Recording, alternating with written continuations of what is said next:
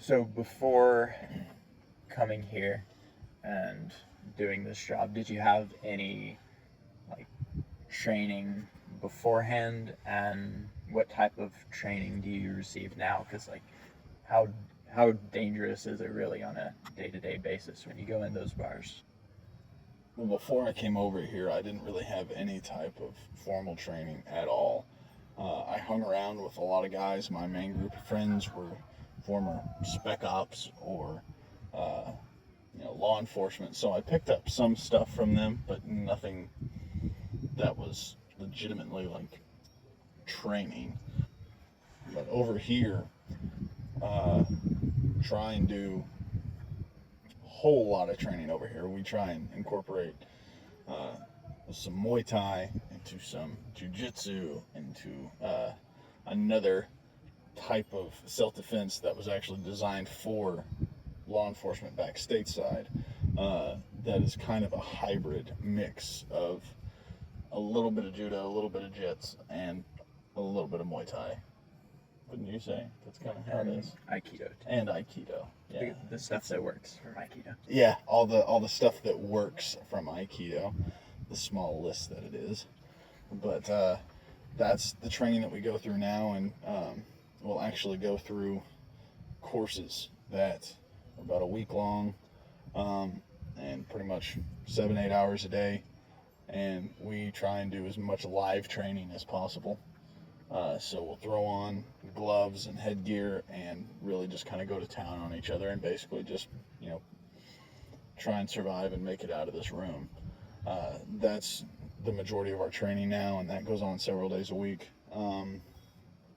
And on how dangerous it is, I remember I was told by one of the other agents that's been around and doing this for a number of years that a lot of times in some of the karaoke bars that we go to, they'll also sell drugs. And they executed a guy back behind the bar because he stole, I can't even remember exactly how much, but just essentially just stole a minimal amount of cocaine, and they executed him for it. And so that was over a one-time use drug. So if they're willing to kill someone over a one-time use drug, what do you think they're going to do when they find out that we're in taking away girls that are a commodity to them that can be used over and over and over and over again? So it can be a very dangerous, very real thing.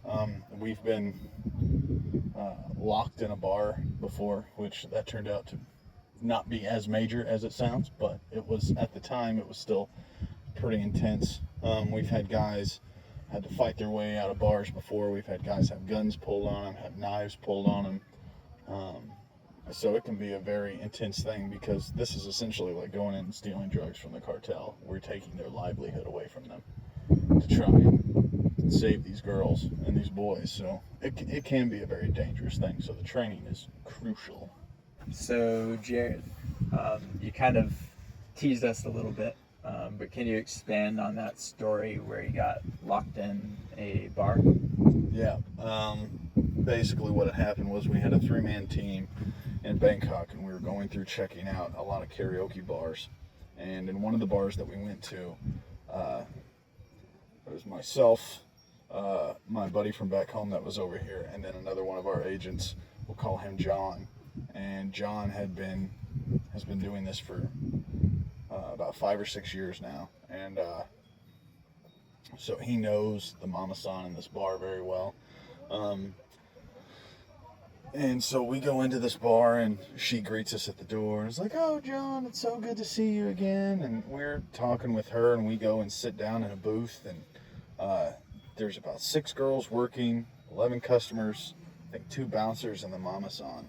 And we noticed 2 of the girls are hiding their faces from us, and we couldn't really figure out why. And then all of a sudden, John looks at us from across the table and is like, "Those girls have been rescued before. They know me, they know my real name, and they know what I do.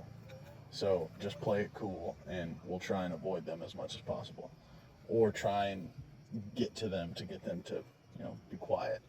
And so we're sitting there like, "Oh, okay, yeah, no problem." And the mama-san ends up calling those girls over to our table because we're Falongs, we're the white people, we're tourists essentially to them, so we will get served first, kind of the best. And so they were pulled from the table they were at and sat at our table, and any hope of them not saying anything just went down the tubes because they were plastered drunk. And first thing out of one of the girls' mouths, she looked at John and goes, "John, so good to see you again. How's rescue going? How many girls have you got out? How's the rescue home doing?"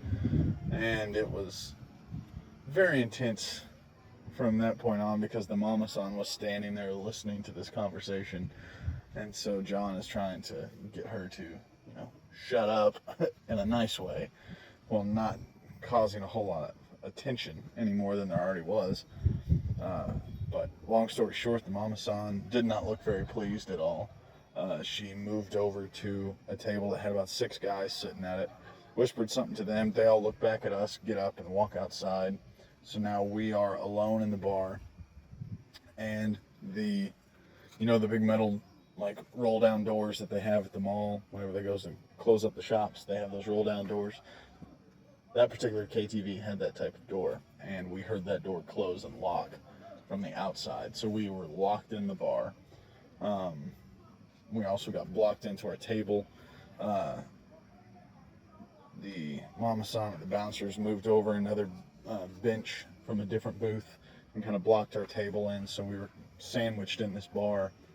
And it got extremely intense there for a minute, but come to find out, the reason they did that is because in Bangkok, all of the KTVs and everything are supposed to close at about midnight or 1 o'clock. And it was sitting about 1:30 by that point, so they went ahead and closed the door, so when the cops drive by, it looks like it's closed, but they're really still doing business on the inside. After that, we were able to kind of smooth talk our way to ending our conversations with the girls and being able to get out. But yeah, so they just opened the door and let us walk out, and that's probably the most intense time I've had so far. But like I said, we've had guys that have had to literally fight their way out of bars before, and so it is a very dangerous job. It can be a very dangerous job. So